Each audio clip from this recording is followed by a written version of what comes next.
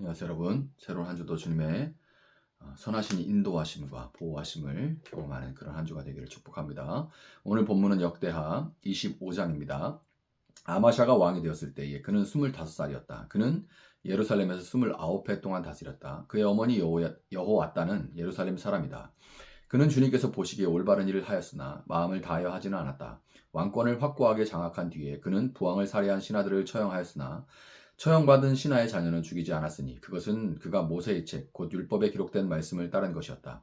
거기에는 아버지가 자녀 대신에 처형받아서는 안 되고 또 자녀가 아버지 대신에 처형받아서도 안 된다. 오직 각 사람은 자신의 지은 죄에 따라 처형받아야 한다 하고 말씀하신 주님의 명령이 있었다. 아마샤는 유다 지파와 베냐민 지파 사람들을 그들이 소속된 가문별로 군대 단위로 조직하고 그들 위에 군대 지휘관인 천부장과 백부장을 임명하여 세웠다. 이 군대 조직에 편성된 사람들은 20살 이상 된 남자들로서 모두 30만 명이나 되었다. 이 사람들은 창과 방패로 무장하고 전쟁터에 나갈 수 있는 장정들이었다. 이 밖에도 그는 은 100달란트를 주고 북왕국 이스라엘에서 용감한 군인 10만 명을 고용하였다. 그러나 어떤 하나님의 사람이 아마샤에게 가서 말하였다. 임금님께서는 이스라엘 군대를 데리고 가지 마십시오. 주님께서는 북왕국 이스라엘, 곧 에브라임 자손과 함께 계시지 않으십니다. 그런데도 임금님께서 북이스라엘 군대를 데리고 출동하시거든 힘써 싸워보십시오. 하나님께서는 임금님이 대적들 앞에서 엎어지게 하실 것입니다. 하나님께서는 임금님을 이기게도 하실 수 있고 지게도 하실 수 있습니다. 아마샤가 하나님의 사람에게 물었다. 북이스라엘 군인을 고용하느라고 지불한 은 100달란트는 어떻게 하면 좋겠습니까? 하나님의 사람이 대답하였다. 주님께서는 그것보다 더 많은 것을 임금님께 주실 수 있습니다.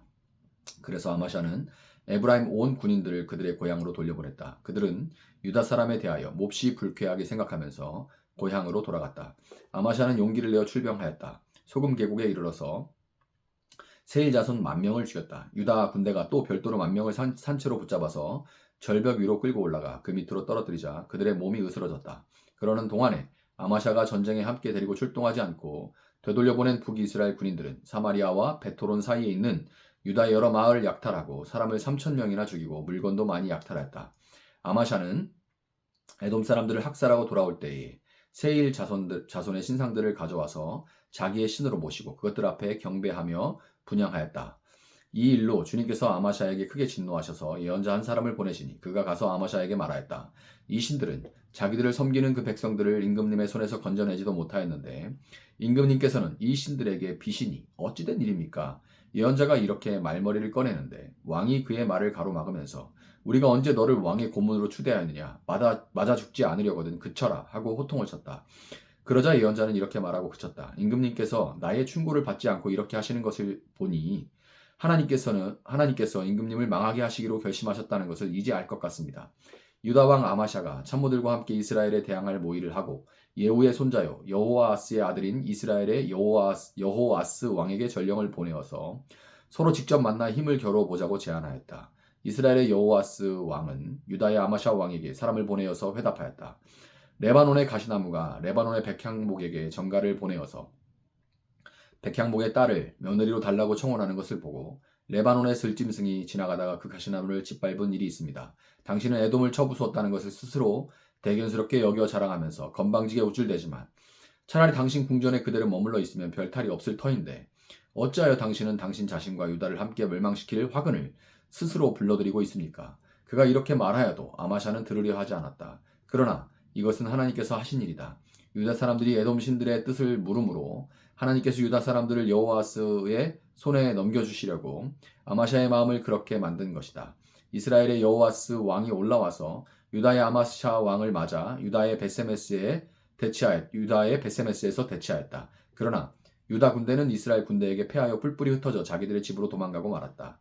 이스라엘의 여호아스 왕은 베세메스에서 아시아의 손자요 요아스의 아들인 유다의 아마샤 왕을 사로잡아서 예루살렘으로 들어왔다. 그는 예루살렘 성벽을 에브라임 문에서부터 성 모퉁이 문에 이르기까지 400자 길이의 성벽을 허물어 버렸다. 그는 또 하나님의 성전 안에서 오베데돔이 지키고 있는 모든 금과 은과 그릇들을 약탈하고 왕궁의 보물 창고를 약탈하고 사람까지 볼모로 잡아서 사마리아로 돌아갔다. 유다 요아스의 아들 아마샤 왕은 이스라엘의 여호아스의 아들 여호아스 왕이 죽은 뒤에도 15해를 더 살았다. 아마샤가 다스리던 기간에 일어난 다른 사건들은 처음부터 끝까지 유다와 이스라엘의 열왕기에 기록되어 있다. 아마샤가 주님을 따르다가 등지고 돌아선 뒤에 예루살렘에서 반란이 일어나자 아마샤는 라기스로 도망하였다. 그러나 반란을 일으킨 사람들은 라기스에까지 사람을 보내어 거기에서 그를 죽였고 그의 죽음을 말에 싣고 와서 그의 조상들과 함께 다윗성에 장사하였다. 아멘. 자, 요아스 왕은 40년이란 통치 기간 동안 유다를 비교적 잘 다스렸던 역량 있는 그런 왕이었지만 하나님 앞에 그의 신앙은 한결같지 못했죠. 그런 요아스의 모습은 특별히 그의 아들 아마샤에게 큰 영향을 미쳤던 것 같은데요. 아버지로부터 이 아들이 큰 영향을 받은 것 같은데 자녀를 키워보면 알게 되는 것이 자녀들이 대개 부모의 좋은 점보다는 그렇지 못한 부분들을 담게 된다는 것을 자녀를 기르다 보면 알게 됩니다. 이런 것들은 정말 나의 이런 점들은 안 닮았으면 좋겠는데 하는 부분만 꼭 담죠. 왕으로서 요아스는 제사장 여호야다가 살아있는 동안 하나님의 소리에 귀를 기울이면서 살았지만 여호야다의 사후에 사람들의 소리에 휘둘리기 시작했고 안타깝게도 청소년기에 접어들었던 아마샤는 아버지 요아스로부터 하나님과 세상 사이를 왔다 갔다 하는 이 두 마음, 하나님과 세상 사이를 왔다 갔다 하는 이쪽에도 발을 담그고 저쪽에도 발을 담그는 이런 모습을 학습하게 됐던 것 같습니다. 3절, 4절을 보면 그는 아버지 요아스를 죽이는 반역죄를 지은 신하들을 사형에 처했지만 그들의 자녀들은 죽이지 않았죠. 불과 100여 년 전에 조선에도 영모는 삼족을 멸하는 연좌제가 시퍼렇게 시행됐던 것을 감안하면 연좌제 이거 한국 전쟁 끝난 이후에도 이제 정치적인 이유로 오랫동안 남아 있었어요. 불과 없어진 지 얼마 안 됐습니다. 그런데 아마샤의 재위 기간이었던 기원전 8세기에 수천 년 전에 반역자들의 자녀들을 살려둬서 모반의 씨를 남겨뒀다는 것은 참으로 놀랄만한 일이 아닐 수가 없죠. 아마샤의 이런 행보는 신명기 24장 16절 자식이 지은 죄 때문에 부모를 죽일 수 없고 부모의 죄 때문에 자식을 죽일 수 없습니다. 사람은 저마다 자기가 지은 죄 때문에만 죽임을 당할 것입니다. 라는 이 율법에 따른 거예요. 왕위에 오른 초반에 아버지와 마찬가지로 하나님의 율법을 지키는 그런 모습을 보였던 아마샤는 그러나 에돔과의 전쟁이 일어나자 군사의 수에 의존하지 말라라는 또 다른 율법은 무시하고 은 100달란트를 지불하고 북이스라엘로부터 용병을 모집하는 모습을 보여주고 맙니다. 자신에게 당장에 큰 손해가 있을 것 같지는 않은 일에는 율법을 지켰지만 전쟁과 같이 당장의 재산에 목숨과 재산에 큰 피해가 있을 것 같은 일에는 율법을 무시하는 전형적인 두 마음을 품은 모습이죠. 신하들의 자녀들이 지금 어린데 커서 힘을 길러서 나에게 해를 끼칠 때까지는 좀 먼 얘기. 그런데 당장 전쟁이 일어나고 재산과 목숨에 큰 피해가 있을 것 같을 때는 율법을 무시해버리죠. 전형적인 두 마음을 품은 모습입니다. 율법을 지키고 안 지키고의 기준이 어디까지나 나 자신에게 있는 겁니다. 하나님이 주신 율법인데 그걸 지키고 안 지키고 이건 안 지키고 하는 그 기준이 누구에게 있는 거예요? 자기 자신에게 있는 거죠. 용병을 고용한 아마샤에게 선지자가 찾아와서 하나님을 의지하지 않고 사람을 의지하면 전쟁에서 패할 것이다. 그렇게 경고하자 아마샤는 그의 말을 듣고 용병들을 돌려보냅니다. 은 100달란트라는 막대한 비용이 너무나 아까웠지만 전쟁에 질 수도 있다는 말에 겁이 나기도 하고 찝찝한 마음이 들어서 현실적인 손해를 감수했던 거예요. 비록 온전한 마음은 아니었다 할지라도 현실적인 손해를 감수할 것을 결단한 것은 대단한 일입니다. 이게 작은 일은 아니에요. 혹시 장사하는 분이 이 말씀을 들으시는 분 중에 장사하는 분이 계시다면 만약 섬기는 교회의 목회자가 아무개 집사님, 아무개 권사님, 아무개 장로님 혹은 아무개 성도님 주일에는 온 마음으로 예배를 해야 되니까 가게 문을 좀 주일에는 닫고 예배에 집중하실 수 있겠습니까? 이렇게 도전을 한다면 그게 얼마나 쉽지 않은 일인지 마음에 와닿을 겁니다. 정말 쉽지 않은 일이죠. 주말에 매상이 엄청 오르는 가게들도 정말 많거든요.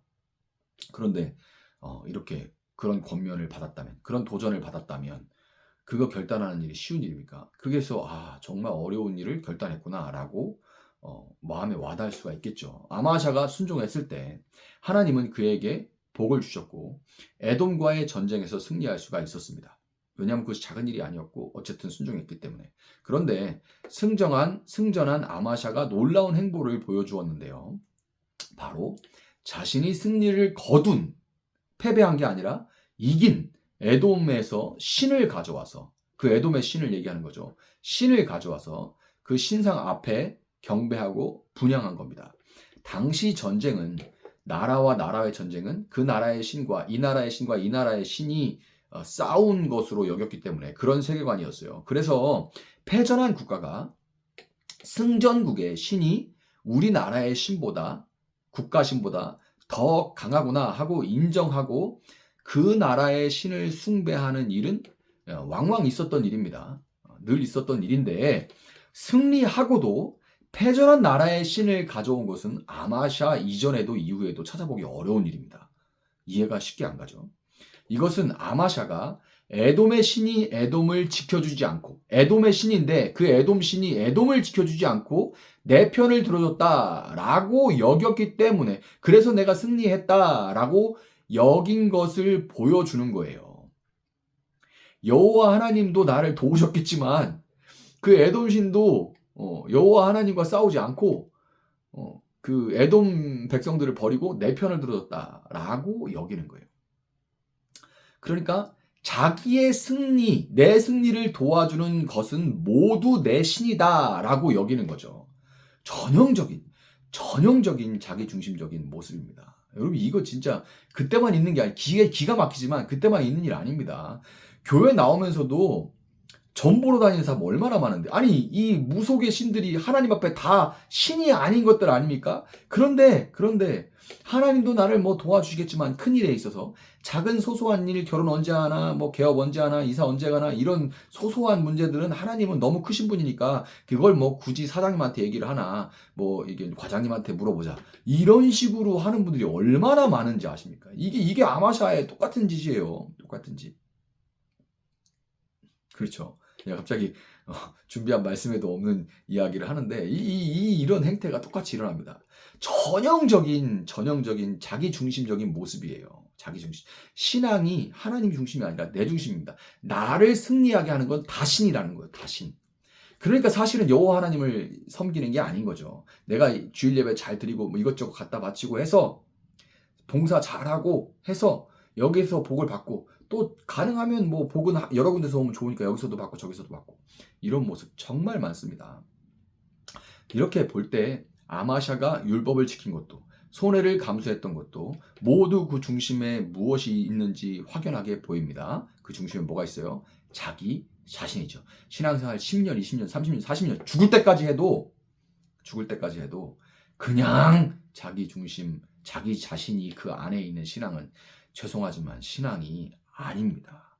이걸 신앙으로 해주는, 그래도 그게 신앙이지라고 해주는 순간부터 기독교가 정말 깃털처럼 가벼워져요. 그렇지 않습니다. 그렇지 않아요. 아마샤는 자기가 잘 되고 유익을 누리기 위해 신들을 이용했던 거고, 이런 자기 중심성은 그가 에돔에게 승리를 거둔 후에 더 이상 거칠 것이 없다고 여겨지자 적나라하게 교만함으로 그 정체를 드러내게 됩니다. 17절에 기록된 대로 교만함의 증상은 자아의 팽창이에요. 자아의 팽창. 자기를 높게 보고 다른 사람을 아래로 보는 겁니다.